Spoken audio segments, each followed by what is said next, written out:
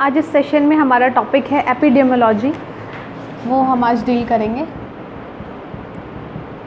कि एपिडेमियोलॉजी क्या होता है। तो सबसे पहले हम ये वर्ड देखते हैं, ये ग्रीक वर्ड से आया है।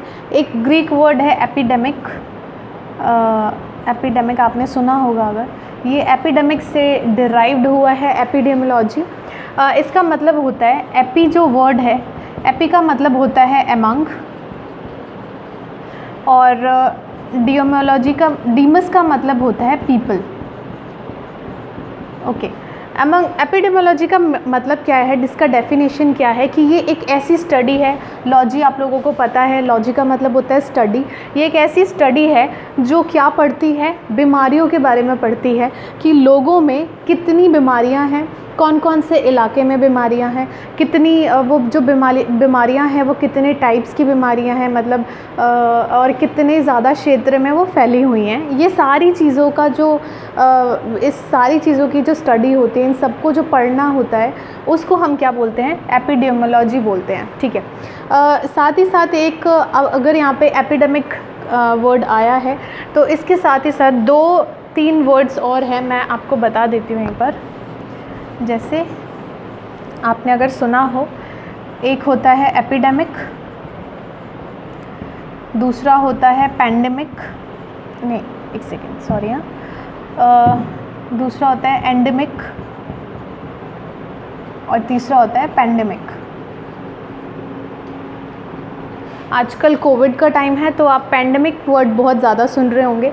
तो सबसे पहले हम देखते हैं कि एपिडेमिक, एंडेमिक और पैंडेमिक, इन तीनों चीज़ों में क्या चीज़ डिफरेंट, मतलब क्या कौन सी चीज़ें अलग हैं। एपिडेमिक, एंडेमिक और पैंडेमिक अलग अलग कैसे हैं, ये आपस में अलग कैसे हैं, तो वो हम देखते हैं। एपिडेमिक का मतलब होता है कि ऐसी बीमारी जो एक कम्युनिटी लेवल या फिर एक रीजन में फैली हुई है, मतलब बहुत सारे लोगों को हैं तो ज़रूर, लेकिन एक बस एक कम्युनिटी में फैली हुई है, एक पर्टिकुलर जगह पे हैं। जैसे कि अगर हम एग्ज़ाम्पल लें, जैसे इंडिया में सिर्फ़ और सिर्फ एक स्टेट में कोई बीमारी हो रही है तो उसको हम क्या बोलेंगे, एपिडेमिक बोलेंगे। सिर्फ़ और सिर्फ एक ही स्टेट में अगर उस बीमारी का बहुत ज़्यादा मतलब फैलना हो रहा है, वो बीमारी वहाँ बहुत ज़्यादा हो रही है, तो उसको हम बोलते हैं एपिडेमिक। अगर एक बीमारी अलग अलग कंट्री में या अलग अलग स्टेट में किसी लोगों को है, ऐसा नहीं है कि इकट्ठा बहुत ज़्यादा लोगों को है, जैसे कैंसर हो गया या फिर डायबिटीज़ हो गया, ये अलग अलग जगह पे अलग अलग लोगों को है, तो उसको हम बोलते हैं एंडेमिक। ठीक है, एंडेमिक बोलते हैं। और पेंडेमिक का मतलब क्या होता है कि पेंडेमिक का मतलब पूरी कंट्रीज़ में या फिर पूरे कॉन्टिनेंट में ये बीमारी जो है वो फैली होती है, जिसको हम बोलते हैं पेंडेमिक। ठीक है, तो ये एपिडेमिक, एंडेमिक और पेंडेमिक ये मतलब अलग अलग कैसे हैं वो मैंने अभी आपको बता दिया। एपिडेमिक लोगों में किस हद तक फैला हुआ है, कहाँ तक फैला हुआ है, कौन सी बीमारी है, किस रीज़न से, मतलब किस कारण वो बीमारी फैल रही है, या फिर उस बीमारी का कितने दिनों तक वो बीमारी रहती है, कैसे फैलती है, बचाव कैसे किया जाए, ये सारी चीज़ों की जो पढ़ाई होती है उसको हम क्या बोलते हैं, एपिडेमियोलॉजी। ठीक है, ओके। तो ये था एपिडेमियोलॉजी के बारे में। और इसके बाद है कि एपिडेमियोलॉजी क्या मतलब कैसे यूज़ होता है, इसका यूज़ क्या है, कहाँ कहाँ यूज़ किया जाता है, या फिर हम क्यों पढ़ते हैं एपिडेमियोलॉजी। तो वो मैंने अभी आपको बताया कि जब भी हमें ये जानना हो कि बीमारी का कारण क्या है। ठीक है, सबसे पहले तो मैं यहाँ लिख देती हूँ, हमें क्या क्या जानने के लिए ये पता होना चाहिए।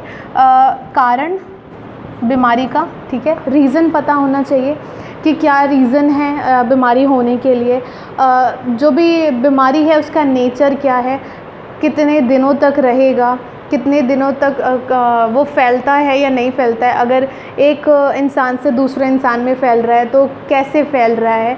ये सारी चीज़ें जो हम पढ़ते हैं वो हम किस में पढ़ रहे हैं, एपिडेमियोलॉजी की वजह से ही पढ़ रहे हैं। एपिडेमियोलॉजी पढ़ने के वजह से ही हमें पता लगता है कि उस बीमारी का इलाज कैसे ढूंढना है, या फिर उसको कैसे कैसे अलग अलग क्षेत्र में जाके उसको बीमारी को होने से हमें बचाव करना है। ये सारी चीज़ें जो हैं वो एपिडेमियोलॉजी में आती हैं। तो आज का टॉपिक यही था। आई होप आपको समझ में आया हो। एक बार इस वीडियो को आप दोबारा देखिए और अगर इसमें कोई भी डाउट है तो आप पूछ सकते हैं। Thank you class.